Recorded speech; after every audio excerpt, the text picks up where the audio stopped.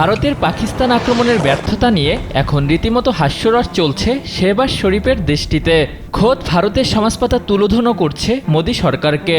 পাক ভারতের আকাশপথের যুদ্ধে ভারতীয় বিমান বাহিনীর বিরুদ্ধে ৬-০ ব্যবধানে জয়লাভ করেছে পাকিস্তান, এমনটি দাবি পাক বিমান বাহিনীর কর্মকর্তা এয়ার ভাইস মার্শাল আওরঙ্গজেবের।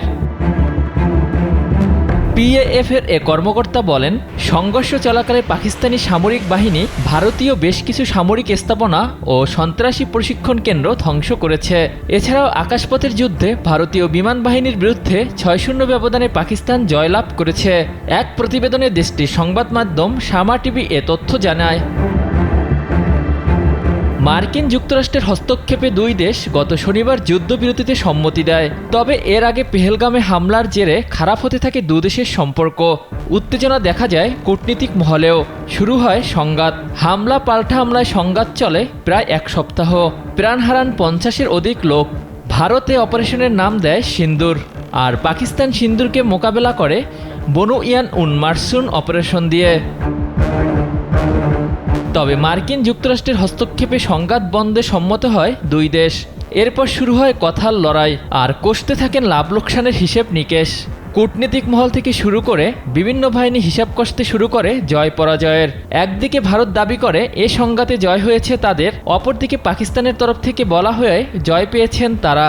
তবে জয়ের বিষয়ে পাকিস্তানের গলা যতটা না চড়া, তার চেয়ে অনেক নরম ভারতের আওয়াজ। কারণ কার্যত ভারত এই ক্ষণিকের যুদ্ধে খুব বেশি সুবিধা করতে পারেনি।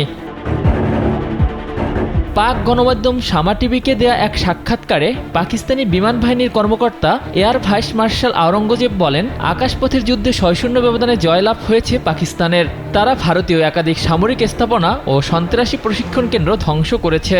ভারতের দামি ও নামি রাফাল আর ইসরায়েলের ড্রোন ভূপাতিত করছে পাকিস্তান। পাকিস্তানের এই সামান্য ঝলকই ভারতের নাকাল অবস্থা বলে মন্তব্য ভাসছে পাকিস্তানের সমাজপাতায়। আর তার জের ধরেই দেশটির আন্তঃবাহিনীর জনসংযোগ দপ্তরের মুখপাত্র লেফটেন্যান্ট জেনারেল আহমেদ শরীফ মন্তব্য করেন, পাকিস্তান তার সামরিক শক্তির সামান্য ঝলক দেখিয়েছে।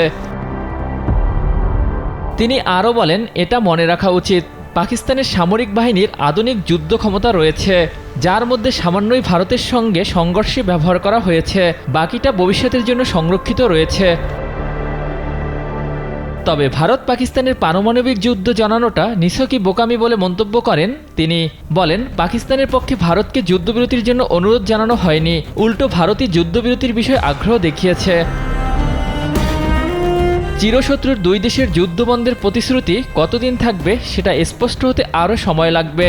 তবে যুদ্ধে সাময়িক বিরতি ঘোষণা আসলেও কূটনীতিক মহল থেকে ক্রিকেট মাঠ সর্বত্র এখনও চলছে কথার লড়াই।